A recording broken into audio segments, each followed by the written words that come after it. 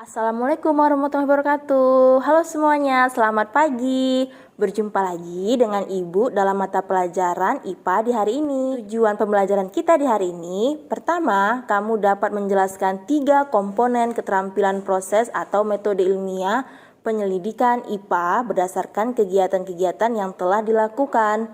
Kedua, kamu dapat menjelaskan kegunaan mempelajari IPA. Ketiga, kamu dapat menyebutkan objek yang dipelajari dalam IPA.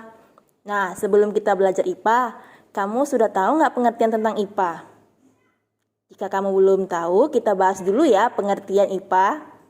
IPA atau ilmu pengetahuan alam adalah ilmu yang diperoleh melalui pengamatan dan penelitian terhadap gejala-gejala alam.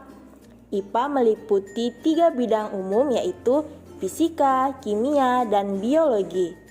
Seperti ilmu-ilmu yang lain, IPA selalu berkembang. Perkembangan IPA terjadi berkat penelitian-penelitian yang dilakukan ilmuwan. Berbagai temuan hasil penelitian yang bermanfaat bagi manusia, misalnya penemuan komputer, penemuan obat, bibit padi unggul, serta yang lagi hangat diperbincangkan saat ini yaitu pembuatan dan pengembangan vaksin untuk mencegah virus corona. Seiring perkembangan IPA, berbagai fenomena alam dapat dijelaskan melalui suatu metode yang disebut metode ilmiah. Nah, apa ya pengertian metode ilmiah? Metode ilmiah adalah metode yang tersusun dari langkah-langkah sistematis yang digunakan untuk memecahkan masalah. Penyelidikan ilmiah IPA melibatkan sejumlah proses yang harus dikuasai, antara lain seperti berikut. Pertama, pengamatan. Menggunakan panca indera termasuk melakukan pengukuran dengan alat ukur yang sesuai.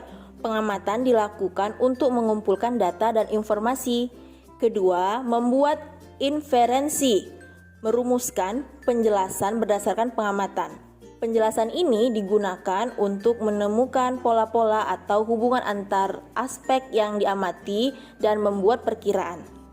Ketiga, mengkomunikasikan. Mengkomunikasikan hasil penyelidikan baik lisan maupun tulisan. Nah, sekarang kita akan bahas objek yang dipelajari dalam IPA ya. Objek yang dipelajari dalam IPA meliputi seluruh benda di alam, baik berupa benda yang sangat kecil ataupun benda yang berukuran sangat besar. Nah, kita akan bahas terlebih dahulu benda yang berukuran sangat kecil atau disebut renik. Contohnya, bakteri, virus, bahkan partikel-partikel penyusun atom. Sedangkan untuk benda-benda yang berukuran sangat besar, contohnya lautan, bumi, matahari, hingga jagat raya ini. Nah, tadi kan kita sudah bahas nih pengertian IPA, 3 komponen penyelidikan ilmiah IPA, objek yang dipelajari dalam IPA. Nah, yang untuk terakhir kita akan membahas manfaat mempelajari IPA. Nah, di sini Ibu rangkum menjadi 3 manfaat mempelajari IPA. Yang pertama, kamu mampu memahami berbagai hal di sekitar kita. Contohnya, mengapa matahari bersinar, mengapa planet mengelilingi matahari tidak saling bertuburkan, dan yang lagi fenomenal hari ini yaitu bagaimana virus corona menyerang tubuh kita. Kedua, berpikir logis dan sistematis, di mana kemampuan untuk menarik kesimpulan yang benar dan dapat dibuktikan berdasarkan pengetahuan. Dan terakhir, menyelesaikan masalah. Contohnya, kamu berhasil menyelesaikan masalah tentang air keruh yang ada di rumahmu menjadi air bersih dengan menggunakan saringan air sederhana atau water filter.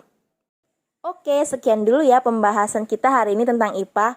Tugas untukmu di rumah, ada 3 tugas nih. Pertama, catat kembali pengertian IPA. Kedua, jelaskan 3 komponen metode ilmiah penyelidikan IPA. Ketiga, sebutkan objek yang dipelajari dalam IPA beserta contohnya ya. Kamu tulis di buku tulis dengan rapi. Sekian dulu penjelasan kita hari ini. Ibu akhiri dengan wabillahi taufiq wal hidayah. Assalamualaikum warahmatullahi wabarakatuh. Tetap semangat ya dan jaga kesehatan.